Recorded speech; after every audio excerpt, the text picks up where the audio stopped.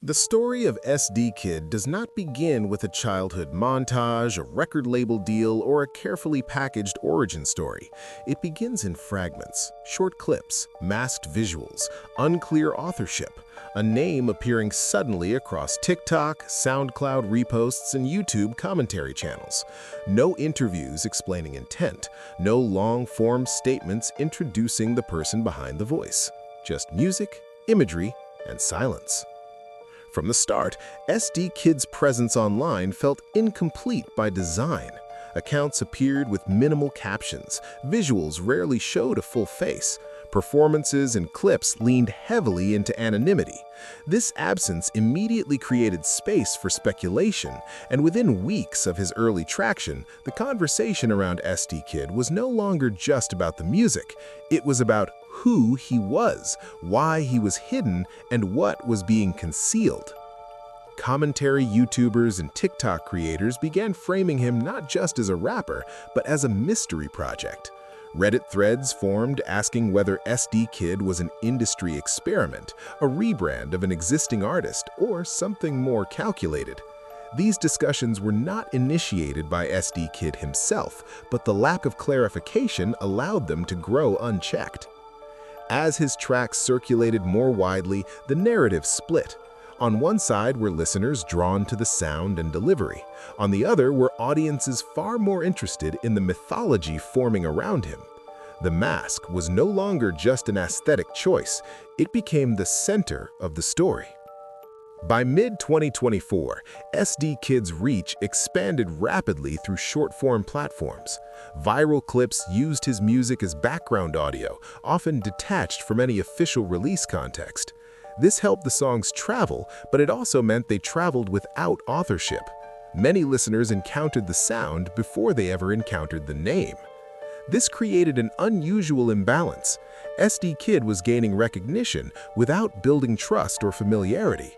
He was known, but not understood, popular, but not personally anchored to his audience. Blog posts and online write-ups began describing him as elusive, anonymous, and deliberately silent. These descriptors were repeated so often they became part of the branding, even though they were never officially stated as such. The media filled in the blanks with interpretation. At the same time, Esdeekid did not actively correct misinformation. This passivity became controversial in itself. Some fans viewed it as artistic restraint, others saw it as calculated engagement farming.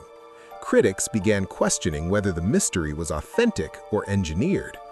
This tension marked the first downturn in public perception, not a scandal, but a shift.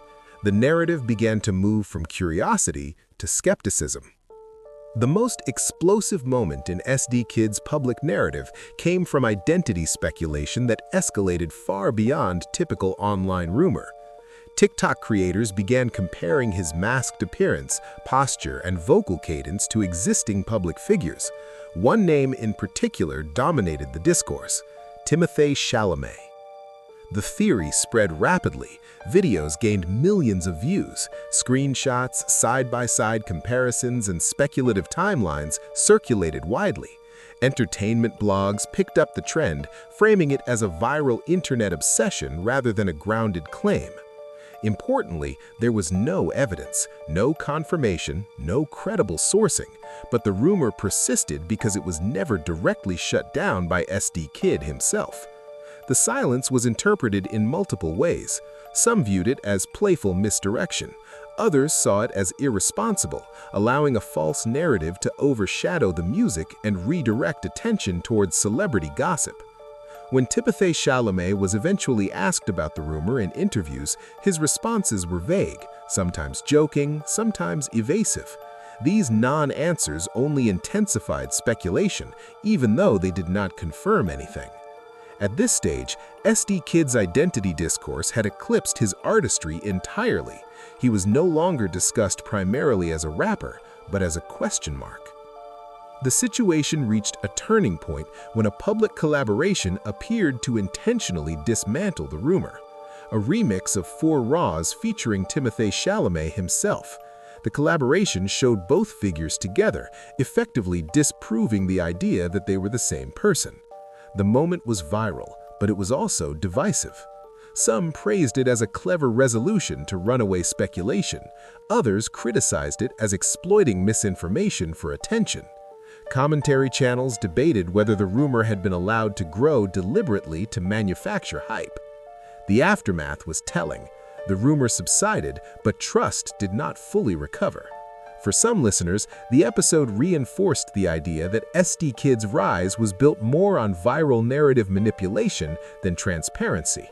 This was not a downfall in numbers or streams, it was a reputational fracture, a shift in how seriously the artist was taken. Soon after, Esdeekid became involved in his first widely documented public dispute. The Chainsmokers uploaded a remix of 4 Raws without formal authorization. Rather than handling the issue quietly through industry channels, Esdeekid responded publicly on social media. He criticized the remix openly and celebrated its removal from platforms once it was taken down. Screenshots of his posts circulated widely. Commentary YouTubers framed the situation as a rare moment where an emerging, anonymous artist publicly challenged established industry figures. Reactions were split. Supporters applauded him for protecting his work. Critics argued that the response was unnecessarily confrontational and further cemented his image as combative and opaque. This incident marked a tonal shift. Esdeekid was no longer just mysterious, he was now perceived by some as volatile and difficult to collaborate with. As time went on, the lack of interviews became more conspicuous. Other artists at similar stages were offering long-form conversations, background stories, and reflections. Esdeekid did not. Blog posts began to note this absence. Analysis videos framed it as a strategic refusal to humanize himself. Some suggested it limited emotional connection with fans. Without first-hand explanations, every conflict and rumor was interpreted externally.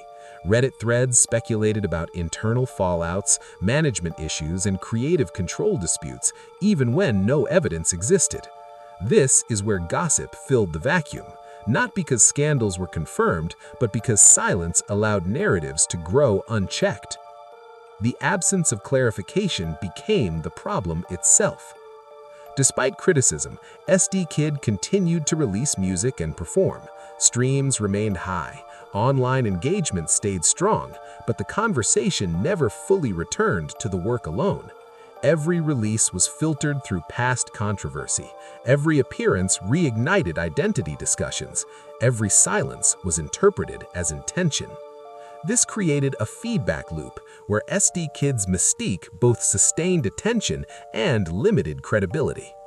By this point, the story of Esdeekid had become less about a rise or fall and more about erosion, not collapse, but slow fragmentation of public trust.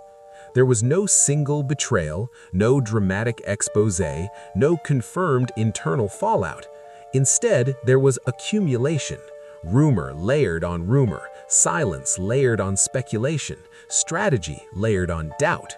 The downfall, if it can be called that, was subtle. It was the loss of narrative control. Today, Esdeekid exists in a strange space, successful but questioned, visible but undefined, discussed constantly yet rarely understood. His story is not of criminal scandal or explicit controversy. It is a case study in how mystery, when left unmanaged, can turn from asset to liability. Whether Esdeekid chooses to remain silent or eventually reclaim his narrative will determine how his legacy is framed, as an innovative anonymous artist or as a viral phenomenon overtaken by speculation. For now, the mask remains. The internet continues to talk, and the truth, whatever it is, remains off camera.